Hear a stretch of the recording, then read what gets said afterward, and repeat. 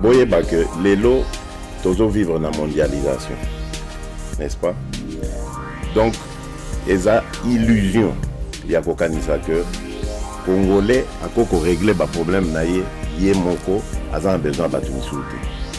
Mutu abimaka président des États-Unis ayaka kosa ba tourner na Europe avant tant aza un candidat aller kaka rassurer ba assurer na ba européen et si bango voilà politique na nga boye ak Israël accepte. Donc bon a fortiori Congo eza kutu donc pays moko comme faible likolo ya gestion ya trahison.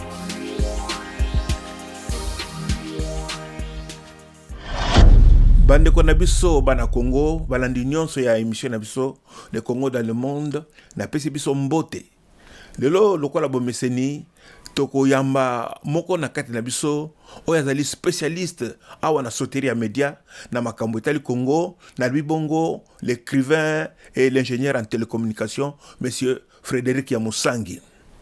Lelo toko solo na tina ya makambo oyo eza koleka na mboka na biso oyo babenga ba contrat léonin.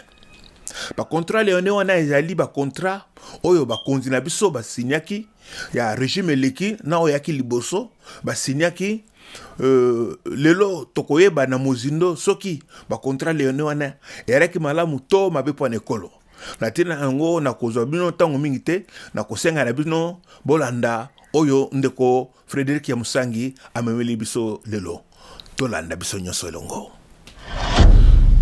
Bonjour monsieur Frédéric Yamusangi. Bonjour. Mikolo yo tozoyoka on parle beaucoup da tina ya ba contrat léonin.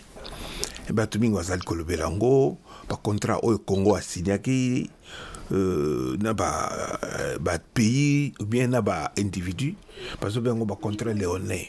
En fait, on en parle on ne sait pas peut-être toujours badante ezali nini ba contrat léonin. OK, merci pour la question d'ailleurs. En fait, tant toujours ba contrat léonin wana et au senga to banano na ni terme wana to jongo ndenge ni auto bakshana ya léonin na libos na sima ya contrat. En fait to wuti na masapo wande ko betela biso beto no tanga na ba classe ata ba mboka bien ba mento ndo ka La Fontaine ba bande toujours ko personnifier ba Nyamazamba. Donc e bande ko sala que so ba betela bino masapo ba ke non Nyamaboya sala ki boye Nyamaboya sala ki boye l'attaquer lambo akendaki na mariage parce que e bande ko linga to comprendre facilement ya homoni Fontaine andai ko koma ba blogo mingi na cadre wana.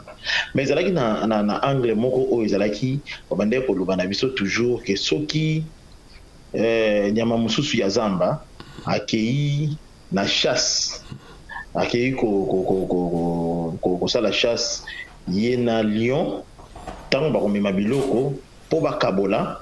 En fait lion akozwa quantité oyo ye alingi oyo bien akoki ou bien oyo asepeli ti soka lembi nde siko oyo atikali ndambo wana soki pa lingo tika soki pa ndambo apesi otiki po yozwa mais soko tie tembe akolia na yo.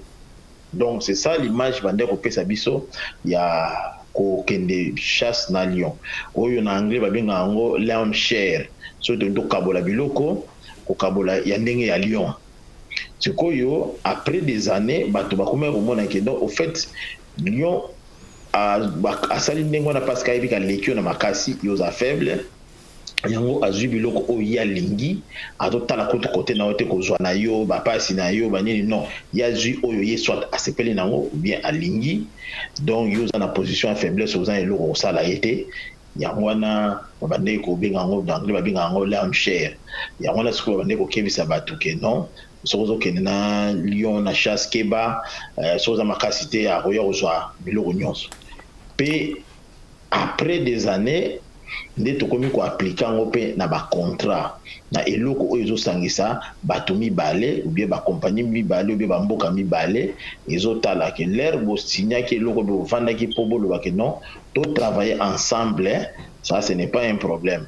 Likambo ko makata ko tokomo travailler ensemble nani toko bénéficier na ndenge nini yozwa combien de pourcents na biloko toko bimisa nga na kozwa combien de pourcents siko soki mutu oza faible ou bien ozalaki faible na temps wana ntango bolinga bokabola na mutu oyo azali fort ye sikoyo akozwa na ndenge oyo alingi ou bien akozwa ya tellement ebele ke akotika eloko moko eza rien yango tokobenga yango ke bosigne bacontrat moko oyo ezali bacontrat léonais donc so euti na nkombo ya lion donc yango wana nde oyo explication moko tokobenga neti terre à terre mpona moto acomprendre donc tokoloba l'air baza kosigner contrat baautorité ya Congo bazali déjà koyeba ke c'est l'autre qui va prendre la grande part ou bien bazali surprise seulement non wana sikoyo ezali likambo tokoanalyse na likambo mosusu mais oyo ezalaki nanu kosala nanu ke bato tocomprendre tant tozoba contrat lelo olingi eloba nini bon sikoyo soki olingi torépondre sikoyo na ndenge bacontrat lone oyo tozoka makelele mikolo oyo ntango baautorité ya bacongolais baautorité na biso bazali kosigne yango est-ce que bayebaki te ou bien ndenge nini soki olingi wana nga mpe na répondre ok soki mpona wana baautorité ya bacongolais soki bayebaki so bayebaki te eza na bacatégorie ebele ya bacontrat donc na baoyo toza nango so toke directement na lisolo eza ke on parle ici na 61 contrat léonais oyo il faut qu'on revoir ou bien tosalaki révision nango bien il faut qu'on revoir 61 ben na ere wana balobaki ke bacontrat ngo ezalaki à peu près 1000 contrat to ezalaki 61 te mais baponaki 61 nde mpona korevoir yango tozobeta lisolo déjà ya bakala déjà je crois 2005 2004 non pas même 2004 je crois 2005 2009 fona kanisa susu bien 2005 2006 biloko mwa ndenge wana eza badosie mona talango kala donc wana esengi sikoyo ke bato basengi to revoir 61 wana sikoyo na motuna na yo eza ke bato oyo babandaki kosigne yango est-ce que bayebaki ke ezali malamu mabe ou bien ndenge nini wana ezali eloko moko na place wana batunaka te soki bayebaki ezalaki mabe ou bien malamu batunaka na liboso basignaki yango comment Congo ezalaka toujours na bacontrat na bamboka mosusu depuis à l'époque ya bakasavubu bamobutu baseri ya banini tozalaka toujours na bacontrat na bato oyo mosusu ezalaka malamu ezalaka mabe mais bacontrat oyo tozali kose focalize nango sikoyo ezali bacontrat oyo Moïse Kabila ntango azalaki koya na kozwa pouvoir oyo azalaki supporté par baaméricain na CIA mais bamekaki koutilize bavoisin na bino ya bavoisin ya barwanda bango bakika juste bato bautilisaki bango mais ezalaki likambo ya baaméricain na bato mosusu oyo balingaki bakota wana donc ye ntango azoya mpo azwa pouvoir ertaki na problème moko ezalaki approvisionnement na ye na minduki na bambongo na biloko ebele donc azalaki un peu na problème ya kozwaka armement ya kozwaka bambongo babiloko ebele il y avait des gens oyo bayaki pa na ye bazalaki prêt bapesa ye nyonso mpo ye apesa bango babiloko oyo babengaka na lingala songolo pakala donc ntango bazoya na ye mpo apesa position na ye ezalaki te ke tosigne contrat malamu mpe tosigne contrat mabe me ye ezalaki ke nazwa minduki nakende longola mobutu donc il n'était pas na temps oyo na bato oyo azalaki na bango mingi bazalaki na bango mpe bayebi makambo ya yango mpe bien te ou bien ezalaki nango par volonté bazwa kaka mbongo mais au fait ezalaki na situation moko soki atiki akokoka te bazalaki na besoin mbongo na minduki aya kokota kaka akomaka na mboka donc signe bacontrat oyo bato mosusu baprépare yango bakoya na bango mpe komeka seulement baye na bango babengaka baye komeka mais amoni esimbi donc moto akosignele bino contrat lobi ke non comme contrat oyo neti ezali ya il y a Dan Gettler, ils allaient bien documenté, na Global Witness, na Human Rights Watch, ba blog toute organisation sona et loba yango ba azalaki ko supply ko pesa biloko ba pa ya Musée Kabila tangwana zoya na retour ya lobaki na Musée Kabila fute loko te, mais na retour Musée Kabila apesa ye 88% ya diamant ya Congo mobimba wana na Dan Gettler et Mozambique maki azalaki na choix te, azalaki na besoin ya kozwa relation na ba service ya secret ya mboka mosusu, ye Dan Gettler koyede ye, azalaki na besoin azwa accès na minduki, azalaki na besoin ya biloko oyo biloko ba renseignement oyo ekopesa ye akende vite alongola Mobutu. Donc tant moto moko azoloba 88% ya diamant, bon pour lui ça dit absolument rien parce que azopalpe yango te. Donc bapesaki Gettler 88%. Il y a diamant à Congo. Il y a diamant, ils allaient bien documenté dans Global Witness. Global Witness, ils sont à Londres, ils sont à Bambouk et Belé. Ils vont vérifier, ils peuvent aller vérifier ça là-bas. Donc ils sont en gros de théorie à secret ou bien une apprise. Batonet, il va Kif Edmond Snow, comment en gros c'est donc ils ont le moins secrété. C'est-à-dire, wana ils allaient t'indexer à moko ya ba contrat. Il y a beaucoup on parlait dans 61, il fallait revoir. Mais tu as dit il y a plus de 1000 contrats. Non, va contrat c'est belé musée a signé qui va contrat belé va contrat mususu musée ezaki Mobutu a signé ngo juste avant longwa ba collaborateurs à Mobutu aussi ils ont signé des contrats comme ça na te Mobutu a sala ki légion moko ya ba mindele po ba bundaka na Kisangani, mais après si Magaté ba mercenaire na iwana, qu'est-ce qu'il a proposé à donner à ces mercenaires? Personne n'attend un contrat wana na quatre les appels ba contrat les notes éviter Mobutu était desperate comme anglais balobaka, il a besoin désespéré, il a besoin à se protéger. C'est sûr que peut-être à foutre qui bango cacheté, peut-être à foutre qui bango na ba contrat, to éviter contrat ni na foutre bango, peut-être là on y a pesa qui bango or ba na ba pesa bino, to yebi bango te to revoir bango to talango pété, mais ils allaient wana te Mobutu akina ba makamba ba mercenaires belé, Mobutu aussi avait besoin na bateau na ba Europe ba soutenir yé.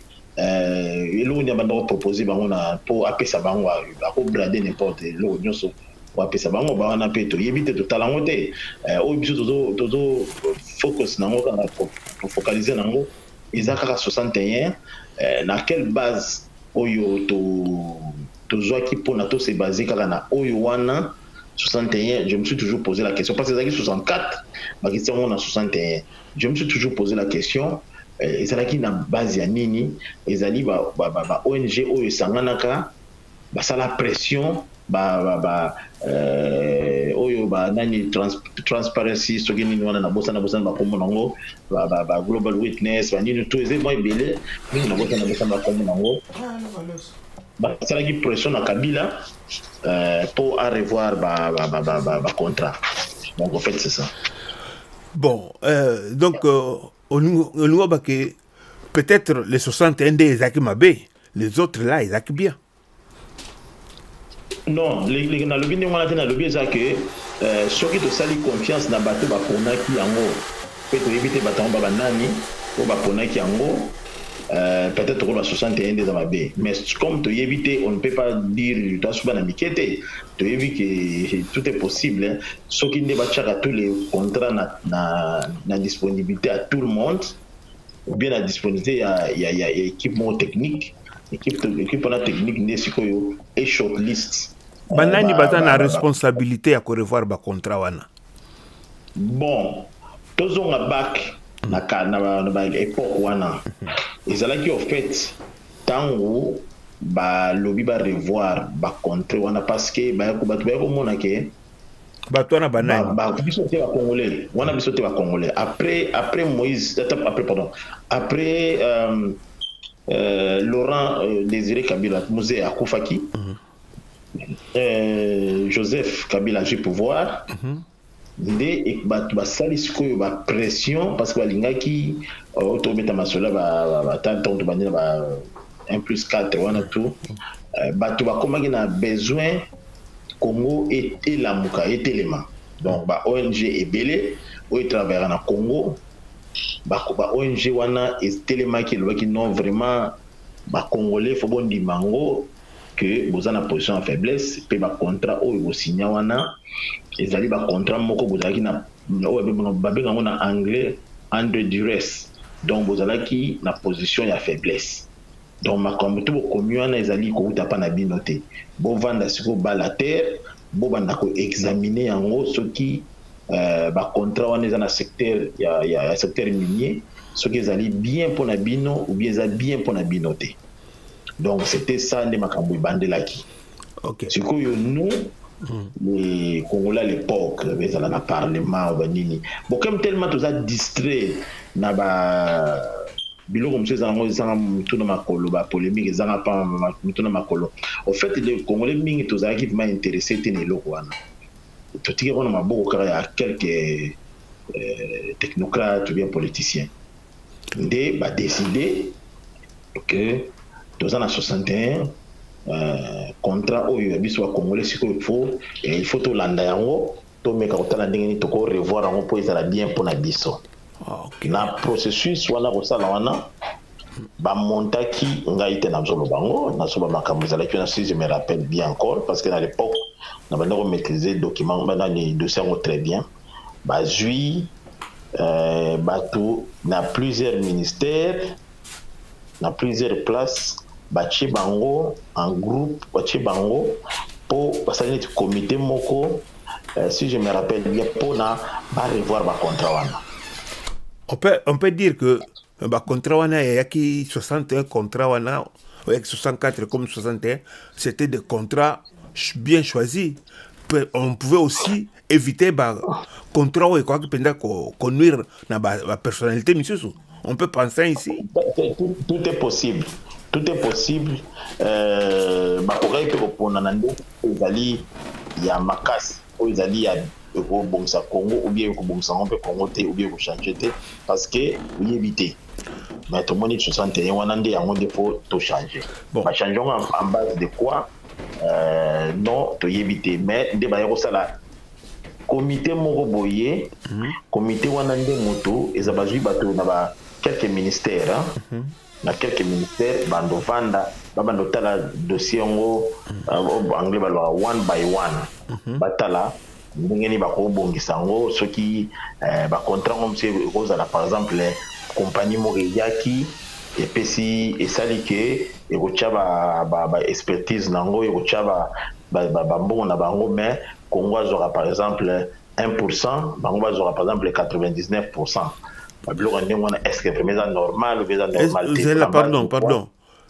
Le but que contrat monsieur qui wana? Oui. Exact parce que Namibie ko ya Nations Unies ala ke et loko nyon surtout bo extraire na sama belé ou bien onyo bo extraire wana boko sala ngo bino mo côté. Sur les étrangers ata même vous avez millions na ba milliards faut osala ngo na compagnie moko oyo ezali na mboka wana. On est dans les béco, biso te mbeka Nations Unies.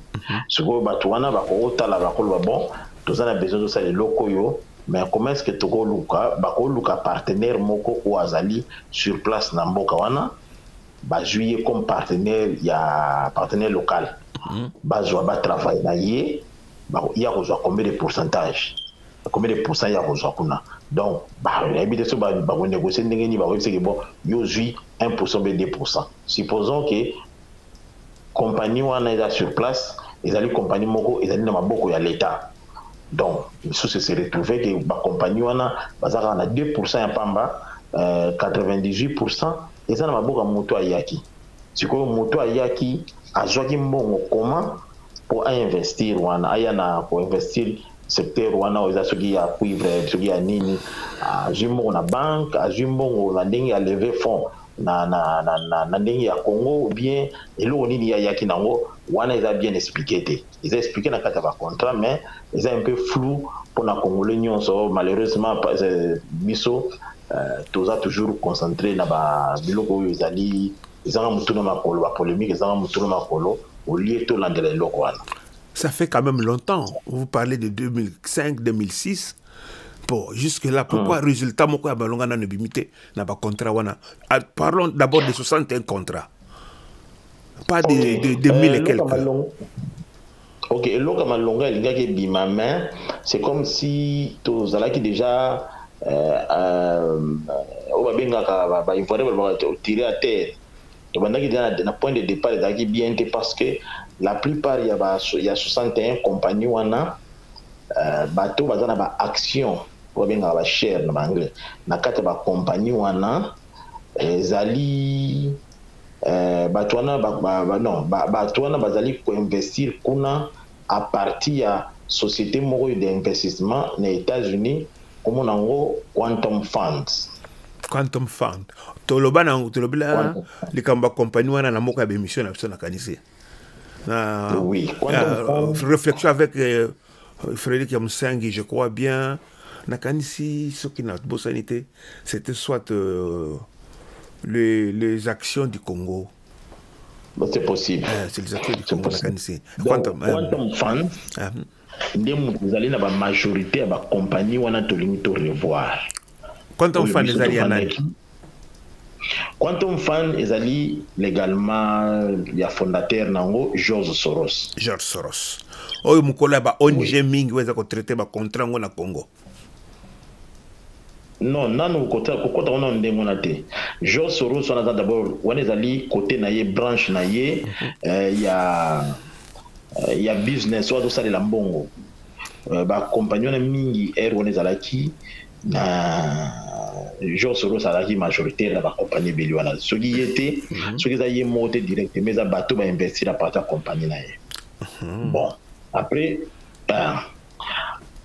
wana mpona tosala ntango tobanda kosala mosala malamu esengi ONG moko oyo ya baindépendant eza en Afrique du Sud ezalaki baponaki yango nayebi te ki asalaki show na nango asalaki show wana bango nde bandoko vérifier biso so tosala mosala bien comme nango Open Society Initiative eza en États-Unis mais oyo ya Afrique du Sud ezala Open Society Initiative South Africa. Bango nde mosala na bango kolanda batotala soki bacongolais tozali ko revoir bacontrat wana na ndenge ya bien. Mais comme par hasard, ils allaient payer à George Soros. Bon. Allô? Nazolanda.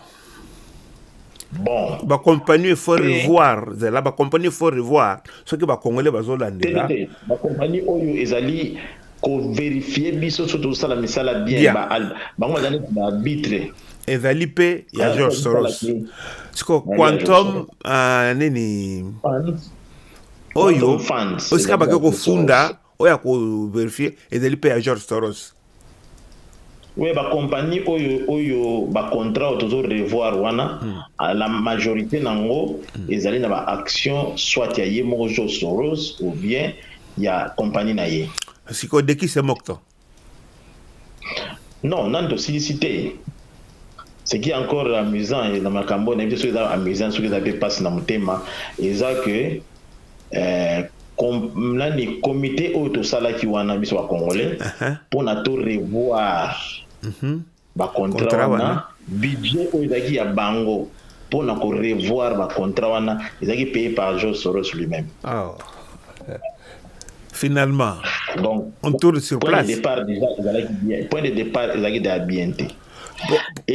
Pourquoi le gouvernement n'a pas quoi financer il fallait George Soros à financer? Apparemment, on dirait soit tu as un bon côté ou bien tu linga qui cause un bon côté. Parce que si tu as un bon côté, on a tout le monde. Mais ce qui est un peu bizarre, c'est que à l'époque, gouverneur, il y a banque, non, le gouverneur, il y a Katanga, à l'époque, il y a Shaba, il y a Katanga. Ça la lettre moko. Publié qui en gros, je dis bien qu'on appelle ça ma référence, hein. Publié qui en gros na Mining Weekly.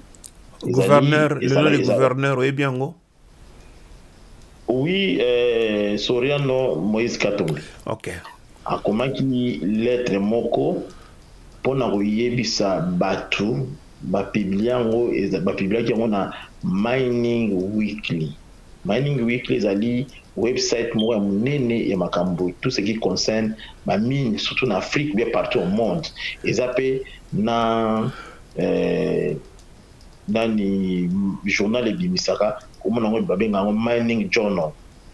Ok. Journal ya mining. Contenu ya lettre ezaki nini? Contenu ya lettre elobaki koyebisa bato bainvestisseur wana babanga te basi badepense à peu près 2 billion 2 milliards na Congo babanga na bango te makambo koleka nango bien mpona bango basinquiété te rien de mal ko se passer. Donc oyo bayebotanga between the line bayebi lettre existe soki bato bamengi kokende kocontacte Mining Weekly basenga lettre wana babiloko eza na contenu nali koloba te mpo bamona neti ke naosala blague bango moko bakomela Mining Weekly bakozwa lettre wana yaki lettre publique yaki ya privé te. Bon, sikoyo olobaki na ebandeli nano pas avec tout ça j'ai un peu troublé. Il y a comprendre makambo ndenge s'est passé, c'est comme si il se passait rien du tout, hein. Bah informer bino kaka même en fait il se passe rien. C'est pas ça. Les abonnetés. Oui, après tant que bandi ko sala ba nani nga déjà tant na mona ki lettre wana na Mining Weekly. Na yebi ki ngo le kana ngote. Mais il faut quand même faire semblant à quelque chose. Quelque chose au Salama. Bon. Donc, on a sélectionné 61 contrats. En fait, ce n'est que chiffre commis. Ça ne représente absolument rien.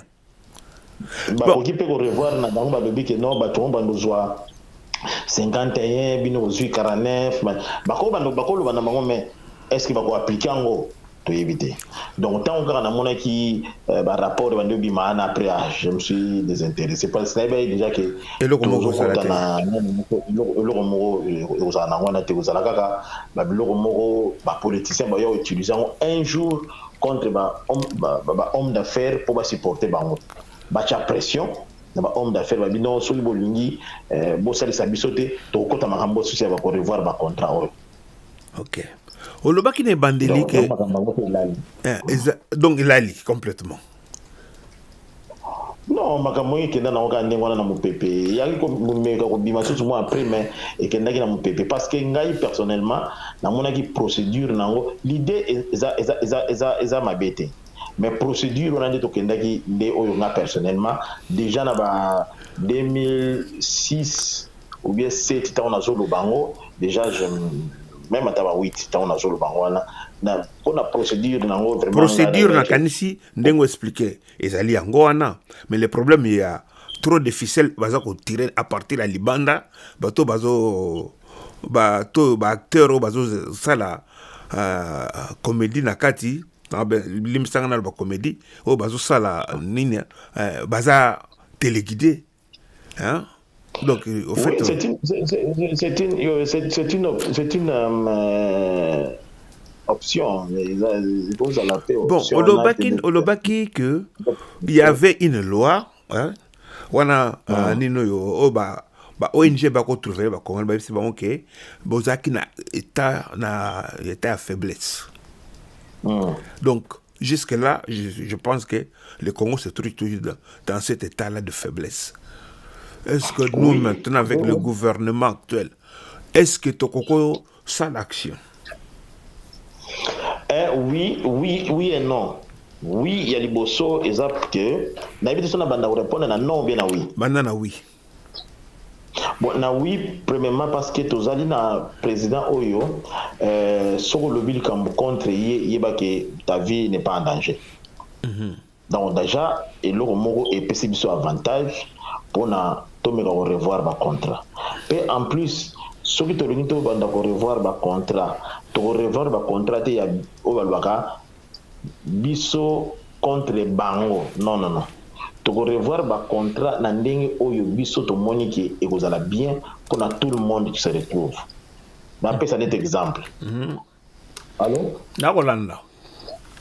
napesa net exemple tokoki koloba lelo ke biso na Congo avant tobanda ba contrat tobanda ko revoir ba contrat wana pourquoi ne pas les publier d'abord ezala la portée à tout le monde totika ba débat na biso oyo ezanga mutu na makalo tosalaka ba polémique ezanga mutu na makolo tobeta masolo ya solo ya mboka toza ba contrat nyonso soki ezali pe 1000 soki pe 61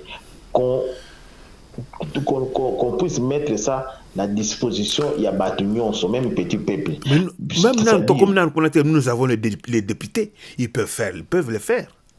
Oui, c'est vrai, les députés peuvent le faire. Ceux qui les députés oui, ils peuvent le faire. Donc, banda ko memango na ba quartier na bango, place ba vota bango, bandi ko tshela ngo makelele. Bandi ko expliquer batu contrat par contrat. Ce koyo na sûr vraiment na yebi na congolais na vande na ba congolais na yebi ke batu belé ya mayele baza ebelé. Batamaïl baza ébélé, batu ya créativité baza pe ébélé, même dans sa politique na processus wana tokozwa solution na ndenge nini comment ndelani tokokende na proposer quelques pistes mais wana tokobango après tokotala ndenge nini tokokende lango wana déjà c'est une bonne chose tout vraiment c'est une chose après comment aussi le fait déjà de le parlementaire bako salango ou bien population comme de voter bango pour ça la biso parce que le faire ça c'est un travail qu'ils doivent faire ils sont là pour ça donc oui bako zonga na ba quartier na bango bandi koloba yango sikoyo la egosa eloko kosala bien dans yango wana ezake ekolongola nani ekolongola attachement ya ba contrat wana na solution na nyonso na une personne parce que maintenant tant to bande ko la contrat ya bande ko photo sala ko revoir ngo to bande ko chongo nyonso na mutu akabila donc bato baza me content na kabila soki lelo to zokende pika na ndenge wana ekozala kaka ke ya président Tshisekedi soki to makambo malamu ya président Tshisekedi so makambo mabe ya président Tshisekedi soki ba contrat ba revoir rango ebimi pona intérêt ya mboka te ba lo batala ndenge président Tshisekedi asali mabe soki ebimi na mabe ya ba riche wana ba investisseur soit dit non ba investisseur ba aventurier wana ba mafie wana majorité na bango ba mafie ba koloba kaka tala ndenge Tshisekedi azako ko bebisa biso ko sala ke biso to sala bien te na vie donc pour to longola on a niveau wana ya ba individu to ko tsango sko na niveau ya peuple et ça la que soki lobby to mona ngo c'est au fait de l'opinion publique ne sengi makambo ekene na ndenge wana donc ko tozana ba technocrate belé na ba département belé to ko tsango ka tapeka na département ya mine tokoke natana ba côté ya département ta soki ya portefeuille de soki na nini ou bien département moko to koni ba tout bien to koni 3-4 professeurs baya à partir peuple ninga lobby ba ko vandisa bato ba yoki peuple ndenge président dans la consultation ba peuple va déjà informé ou bien parlementaire va déjà informé ba comité wana ibani ko bengisa bato ba ko pesa idée comment to procéder parce que ça vraiment technique té tout ça na bato ba nibenga ba avocat ba na kini ba juriste ba na poto ba tangi yango bien ba ko comprendre yango ba ko pesa suggestion na bango comité wana ko la décision tant que la décision et vous la tête c'était le premier ministre qui a fait comme ça c'est le président non et vous la comité wana bazali ko représenter opinion publique. Ok. Sikoyo côté ya mabe lobi ki to kosala ngo o répondre siko côté ya mabe to sala ngo te pourquoi bon côté ya mabe to sala ngo te ezo représenter ba intérêt ya batu oyo balingi esala te eza na bato ebele oyo tozolia na bango tozomela na bango olamuka chaque jour ono mutu mwa yibi 35 millions mutu mwa yibi 5 millions vraiment na mboka lelo ya Congo ya lelo avec malheur aux en Afrique yo olongola yo pepa na yo yibi 5 millions vraiment éviter ceux qui ont rêvé ou pas.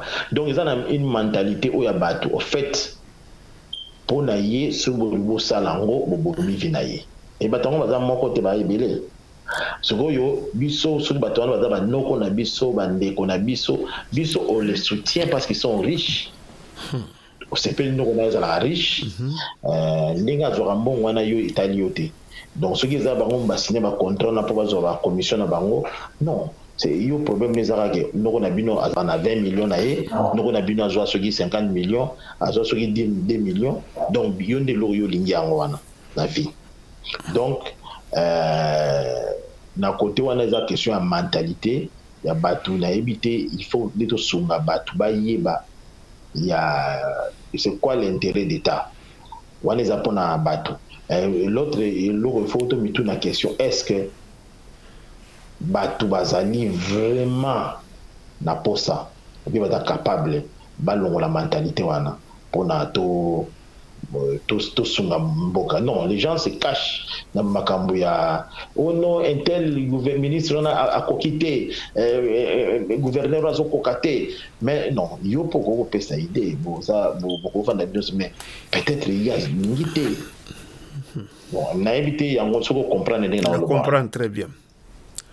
Bon. Donc, en fait, c'est ça.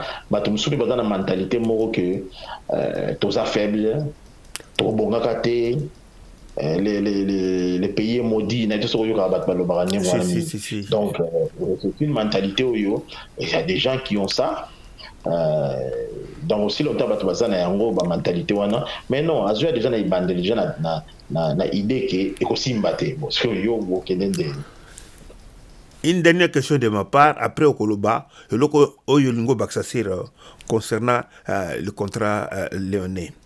Ma dernière question, je pense, est la suivante, est celle-ci. Quel est le rôle qu'a joué Dan Gettler dans Katiwana, Makamba contrat léonais? Et sans oublier que Aza est déjà congolais, Dan Gettler, c'est un Congolais. C'est une organisation. Mais c'est un Congolais, pas Noseki, c'est un Congolais. Non, oui, c'est un Congolais. Bon, est-ce qu'il a joué un rôle dans Makambu, le contrat léonais? Ce qu'a joué, expliquez-moi ça, en fait. Le contrat, il y a plus qu'un contrat. Il y a plus qu'un contrat. C'est-à-dire, à part Nani Mosé Kabila a pesagaye 88%, il y a diamant or mobimba, il y a diamant il y a Congo mobimba, et Nathan ya Joseph va continuer nango. Ce n'est que pression. ONG à Libanda, mais ça c'était même plus de 10 ans. Et puis quand notre Obama a passé avec moins pression, Obama, Banini, on a tout. Il y a un économique pour quand même, Babino Yosa Motomoko, Kozo Abilokonate. Il y a Kenda na plus que na place, il y a contrat, il y a Kenda na niveau que Aza na amitié moko, Azalaki Nango, na président Aliboso, le Kana, Joseph Kabila, et ça là qui que Batu Ebele par exemple Kif Hermon Snow a comment même na site na website na allthingpass.com a comment on peut un peu partout à expliquer ndenge biso ba congolais to bande ko lier ça Dan Gettler par exemple na Lubumbashi babilo ko na yeso ba lambi na hôtel moko pour il y a la religion ba juif ba lira bilo na ba kocha. On a un jet privé qui est négocié là, ça nous coûtait à peu près 23 000 chaque jour. Pardon? Oui, c'est pas moi qui dis ça, c'est à vérifier. Si vous voulez pas, vous pouvez aller vérifier. Comment on a vérifié? Donc, chaque jour, il faut pas que nous avions en Israël. On a Kinshasa, aller-retour, on a par jour, ça nous coûtait 23 à 25 millions par jour. 25 000, pardon. 20 000 par jour. 25 000 par jour. Ok, maintenant. $, hein? Bon. plus au-delà wana parce que azalaki impliqué na bato ebele oyo bazalaki proche na régime oyo ezalaki oyo ya liboso wana jusqu'à la point que ya liboso ya nani ya Mose ya Joseph Kabila. OK.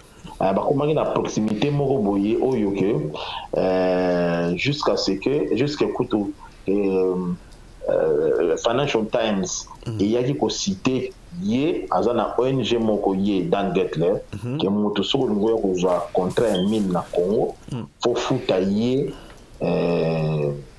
droit d'auteur oyo babengango royalties oyo ya bato oyo oza ko droit d'auteur yali droit bakola mabele droit ya non pas auteur babengango royalties je sais pas comment on dit ça na français peut-être droit ya terrain ya mabele bakolo mabele ya ngwana eza ya bakolo mabele mais ye mutazo zwango.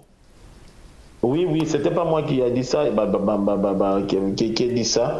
Ils allaient nani Financial Times on te comment qui ont tant azaki problème na compagnie à Glencore. Oui, je me rappelle tout ça là quand on a émission moko na yo. Tant qu'on a problème, l'herbe oui. Na kotia même référence. Il y a un programme tout ça là capable de balanda. On avait parlé de ça, je me rappelle. Journal en Opezali. On a tout ça comme preuve belé. Nazara nango ils ont une émission là, il y a même Figaro qui a parlé de ça, il y a Financial Times. Oui, je me rappelle oui. Na kotia référence il y a émission. Oui, et ben ko futaye après wana on expliquer on bato ba mona ndenge nini comment ça se passait. Donc en fait c'est ça.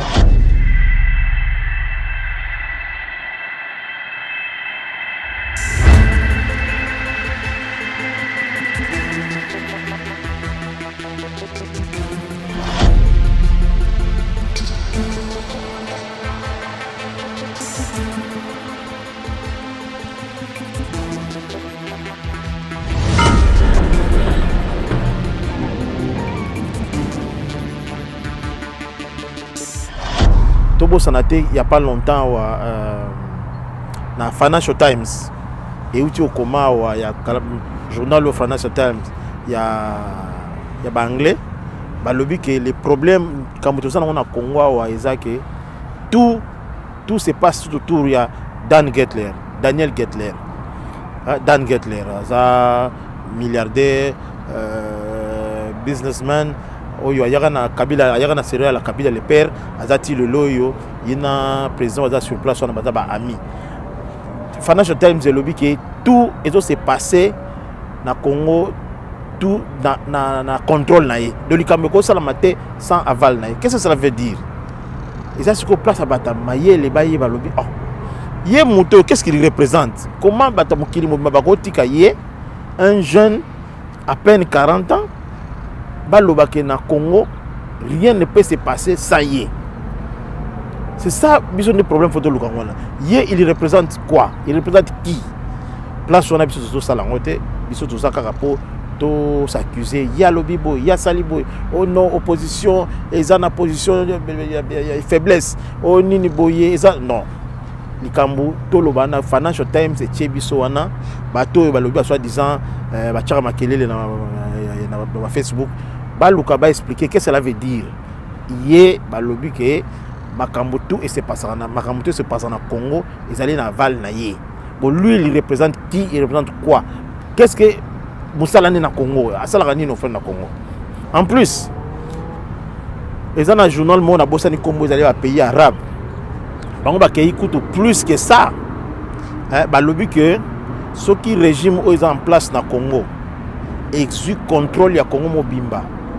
C'est grâce à Dan Getler na service secret ya mboka moko na boko tanga na Kombo bango mutu bazali pour ba contrôler mboka mobimba. En plus batuni question est-ce que one of mana ko batuni est-ce que Israël ekolongwa Congo un jour? C'est ça le problème de tout ça na ngwana. C'est comme tout ça na ngwana ezali kambo ya est-ce que il faut négocier na aussi na batu nyonso batana ba benga ngo ba stakeholder ba stakeholders ya Congo bato tout bazana ba intérêt ya Congo ba Israël ba Iran lelo yo ba mboka na photo négocier na bango nyonso pour na to yeba place makambo ezali ou bien to banda ko s'accuser biso na biso. C'est ça aussi le problème. To bossa na te tango ya Mobutu, ya président Mobutu pe à son âme. Tango Mobutu andai ko boya abima mboka mais bato bazaki ba information ya kati mais ba mikimela ki déjà ba comment na Togo ba mikimela déjà parce que ba yeba ki information obso yebité. C'est la même chose pe lelo rôle ni Dan Getler azo jouer. Pourquoi seulement maintenant moto azalaki ya Congo Futur ya ba immeuble wa binga Congo Futur wana da compagnie na Congo azali arabe moko je crois ya Iran bakangi ye na Maroc audai Congo avant na Congo azakana na problème te bakangi ye brusquement na Congo na Maroc balobi ba accuser les États-Unis que ye moto azali financier ya Hezbollah. Oh mais ça c'est grave. Financier ya Hezbollah na Congo. Balobi ba peu proche na régime. Siko to ye biloko na nde photo ye ba yango. Batu ba luka to ye ba. Siko to ye bi wana ego facilité. Oto mona kaka ya pas longtemps même avant ba bonne année. Benis Diamonds. Bakanga ki malamo house of arrest. Bakangi na résidence surveillée na Israël. Tout ça comprendre ngo te ba biloko wana nyonso. Batu nyonso bato chama. Hein? Ye mdazali neti parrain ya Dan Getler. Tango ye Benny Steinmans za homme d'affaires ya matifère mais parmi bateau yo ba sangisa ki bateau pour na régime change donc ils ont sécurité za ngati mdalo bien ezali ba article autant ba komaki sur arrestation na ye mais ba fundi pe pour na ba nani pour na ba corruption mais ndeto zo mona siko Dan Getler ba fundi aux États-Unis. À un tribunal des États-Unis, il y a des mabete. Mais compagnie anglais oyo Glenn Gould, o ba Tony Blair ba bazana kati ba makambe belé wana. Glenn Gould basala ki partenariat na Dan Getler pour na cuivre. Na côté ba Katanga wana. Si je me trompe pas, ça va côté ba ki push na za sûreté, na sûreté. Mais brusquement boye balamuto la na tongo to mona na Financial Times ou ya journal anglais wa balobi que Glenn Gould préféré et futa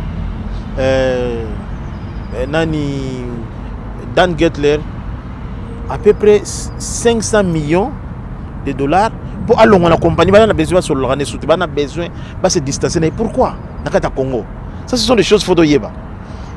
Tant que lobby peut fundi Dan Getler va fundi nini ça va fundi bon homme d'affaires mais qu'est-ce que ça a à voir avec le Congo?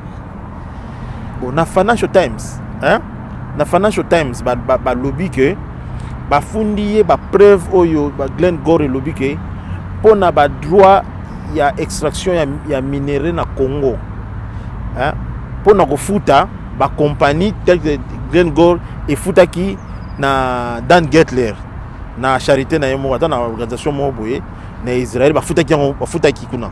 Oh pourquoi ba futa lui il est congolais ou qui? Pourquoi faut futa na ye? Bon ba futa ki zani ba futa ki donc ezali normalement so oyoko ko extraire biloko na mboka mo boye. À part ba taxe nous futa mais ozana droit ya mabele ba kolo mabele wana. Faut futa ngona anglais ba bingo royalties. Mais na ce que na musique banga bingo droit d'auteur na ke ko exploiter minerai na Chikapa. Oui.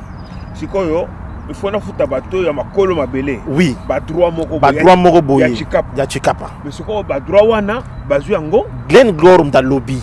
A pesi ba preuve tout na Glenn Gould a pesi ba preuve tout na Financial Times. Oya banglais. Et banglais. Article on peut tout temps qui corruption. Bango ba pesi yango pa ya ba américain. Ba lobby que bango ba futa bani royalties na bango 70 millions ou ba belge benga 70 millions pa ya Dan Getler. Ba ko futa ngo pa na été. Non mais il est même pas congolais. Et alors quoi là ba droit d'auteur. Oui. il faut bafuta wana mkolo oui bakolo mabele wana bako soit ndenge boyoka na soit bako futa ngona ministère ya mine ministère ya mine azui soit 40% 50% apesi bakolo mabele ou bien bafuti bakolo mabele bapeli bakolo bapesi ndenge bo arrangement ya mboka ngo bato na compagnie wana ya banglais bafuta ke pas dans elobi bango na yebi te soki eza vrai ou pas bato na biso bakongolais bazoloba ndi bakoluka basala enquête parce que l'article existe, la société existe dans l'Angleterre et ça peut le Congo Ezimbongo il faut pas dans 70 millions 70 millions 70 millions na yasal na ngoni alobi que 10% donc 7 millions à Pessi na mukonza mboka. Donc 7% ça représente 10% il y a commission. Il y a commission. Parce que il y a Glen Gore. Ba lobby que bazana ba preuve o ya pesa ki batu la biso kuna bazana mutu mboka a pesi bango 7 millions parce que ils ont des preuves parce que bazaki ba ami. Makambo so batozana ngona preuve na ba journaux. Non, la combien on a journée dans le monde public. Na Financial Times a commis Le Monde Komaki les soirs ce qui ni journée belé combien ngo. Si ko ba américain ba lobby. Bazo sala siko ba enquête batala 10% wana ezali corruption ou bien ezali quoi parce que bazo comprendre mais comment d'abord il y a cause mon wana. En plus, comment il y a 10% na individu. Il y a dans le comme balobaka na mboka démocratie, ils ont toujours la droit réponse. Il y a le bigazo mona jusque là le mabe ya salité après à se justifier.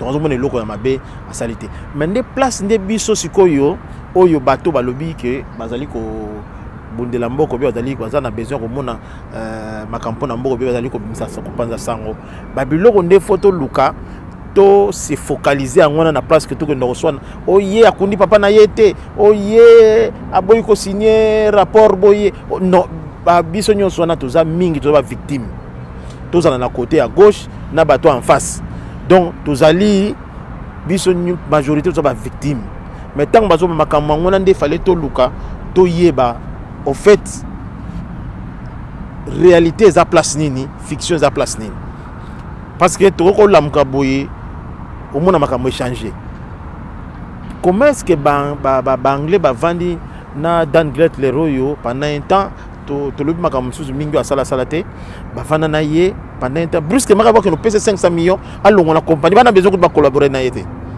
mais ça dit beaucoup.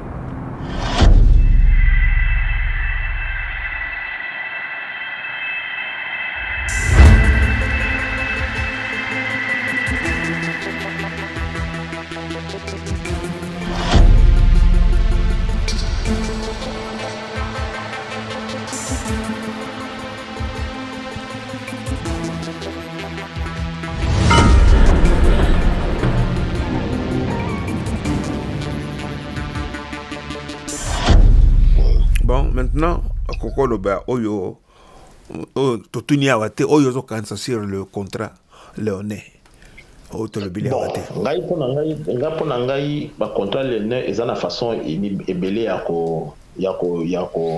ko travailler nango parce que bato ebele les lois wana mboka na biso mari ozomona bacha makelele mais mingi ba se sentara faible soki ba tabaswa disant communauté internationale baza baye kolanda bango ni balobaka makelele wana te ba se sentara faible et ils sont prêts à trahir leurs propres frères pour na mboka ke liboso te pour na bango ba soit ba se retrouver bien ba banga na bango ka nengwana parce que ngana olingande sala bato ba vanda sur place totala commerce ke trouver pour tala likambo soit tomatisi ba pourcentage na biso ou bien tomeki ko analyser comment est-ce que bazwa ki ba financement pour na baya na bambongo wana ya bango beza ya bango te pe tokoki koloba ke bon soki moyen zate bino bo perdre ba contrat oyo pourquoi ne pas faire transformation sur place so bo sali transformation sur place peut-être bato bakozwa misala sur place bato bakono futa ba taxe parce que na Congo faut y une chose. Nous, notre pays, depuis longtemps, depuis tout banda ba bêtises, même sur Kala, même c'est la organisation on ne produit presque pas.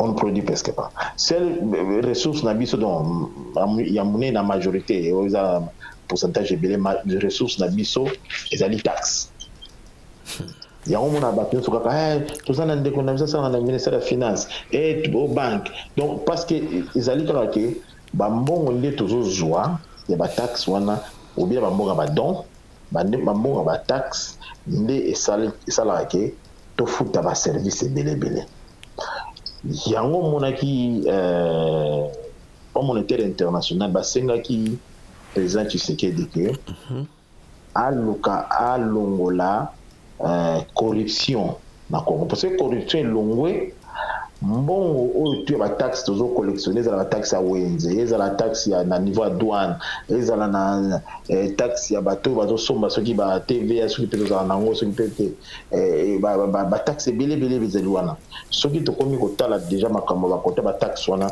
tozozwa mbongo wana bien sans toyiba nde tozoyiba wana ba école fictive tozoyiba na bandenge ya ba okosa ba cadre mosusu wana fictif bazalaka na bango te ou bien na armée biso ba militaire mo baexistaka te ou bien bozoyiba mbongo directement ou bien ntango bozoya kopesa bacontrat na bato basala misala ya gouvernement bien ya l'état bozomatisa baprix ou bien bozwa bapourcentage nyonso wana ezosalaka bambongo ya taxe tozozwa wana ezobima moke mpona peuple ya kabwana donc tozala na makambo ya lutte contre corruption ezala eloko kaka ya bajuge te ezala eloko ekoma eloko ya mentalité na biso ya mentalité po toloba te kona mboka bo bango mpe bazalaka na corruption te mboka wana baproduisaka soki bazoproduire na eloko moko boye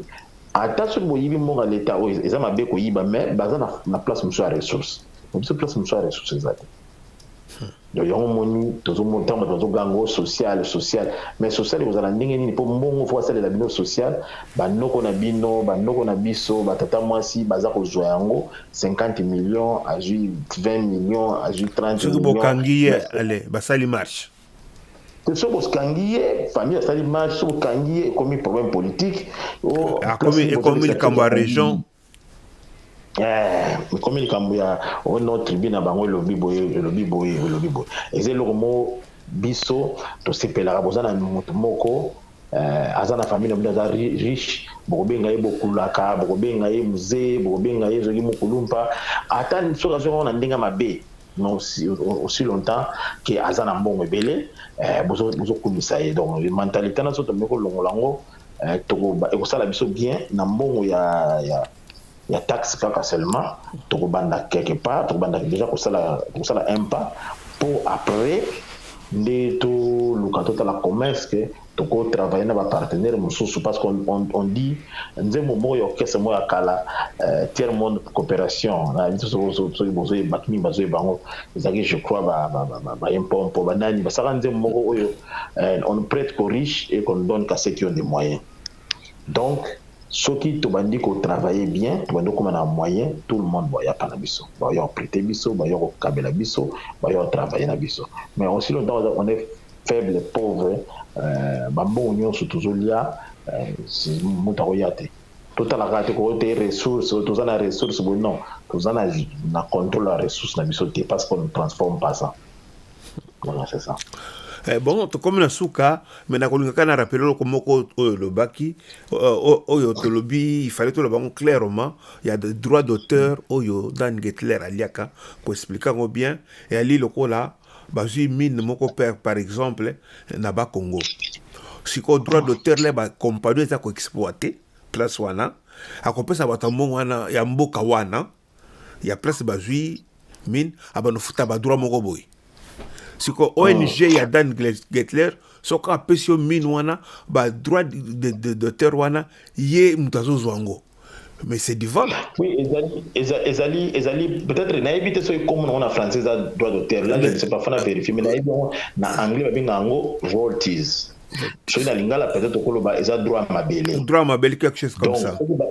Ce qui va exploiter quel que soit le ne koza là mais ba mbongo wana yali pona ba toyo bakolo mabele place wana bakolo bien soit na village ya bango yes kwa zo zongo bango bazwaka ngo no mafo zo mbongo wana et servir ba besoin ya batouana ou bien batouana bakoko yokana na gouvernement central le gouvernement central est une partie bango doit jouer une partie ndeka boyoka na gouvernement central na gouvernement local wana ndeka boyoka mais c'est lo que ça bizarre na série wana eza que tant ba Financial Times balobaki non Dan Get bada Glenn Gould ba pesa ki révélation ba beki non ba pesa ka mbongo wana epai ya ONG ya Dan Getler après ONG ya Dan Getler les 10% et si Kabila. Si Joseph Kabila, oui, c'est pas moi qui dis ça. Yango a même problème na ni président américain Donald Trump, c'était à cause de ça, non? Parce que punition à Coco touché dollar américain, il ne peut pas faire le business avec. Tout est là. On émission tout ça à l'époque. Na côté référence comme ça bato bakolanda bata makambo yali bien expliqué avec toutes les preuves. Bato kende na bibliothèque na bango ya quartier o eza na ba journaux ya kala ba époque wana bako kende ceux qui peut ba chetembe ba bengi bato ya Financial Times bakomeli bango email bakomi na journal Le Monde na on a eu des choses avec Figaro comment na Figaro a komaki yango 3 journaux na France il y a Financial Times comme le Congo, il y a toutes les preuves dans l'émission. Oui, il y a toutes les preuves dans l'émission. Comme la bango bakozo ba prévoir na près de là bato tikana moi ba biloko ba terre toujours ba TV ba soi-disant ba journaliste so ba zuba makambazo ba sans preuve sans ligne tout ma kolisate ko ba biloko moka pona qu'on prouver que qu'on prouver insuffisance na bangona le fait de diviser notre peuple non que le Kabila ko ana bango comme baza soi-disant journaliste analyser ngo ya français ali ya anglais ali après pour présenter na public et après public bango mo ba ko tala ndenge ba ko décider na poste mboka ngo ya bango Congo ça nous appartient tous avantage na tezara que nazo répétons le sous-sous zali na régime moko oyo soko lobi likambo ezali na ndenge te oyo mokonza mboka alingi yango be na asepeli nango te eloko kosalama na yo te to na état de droit soko za na eloko okoluba okoki pe kointerpréter tout oyo olingi kobanga na yo te toza na état de droit. Bon, tokomi na suka, merci monsieur Frédéric Yamusangi. Merci beaucoup. Oui, c'était notre programme Le Congo dans le monde avec notre spécialiste Namakambu ya Congo, l'écrivain ingénieur en télécommunication Frédéric Yamusangi. Tout ça a déjà un programme sous dans ce terrier média, un programme tel que Réflexion avec monsieur Frédéric Yamusangi. Tokomi na suka ba ndeko bana Congo botikala malamu tokutani na ba nasima pona ba programme sous tokosala ebele pona toujours pona kopesa bino information pona makambo etali mboka na biso botikala malamu. Merci beaucoup. Bye. Bye.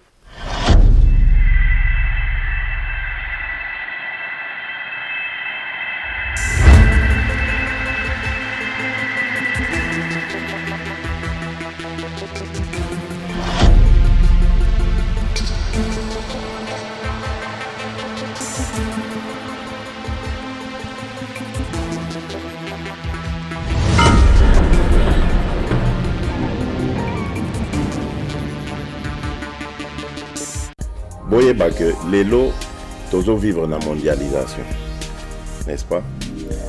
Donc, eza illusion il y a kokanisa que Congolais a koko régler ba problème na ye moko azan besoin ba tunisouté. Muto abimaka président des États-Unis.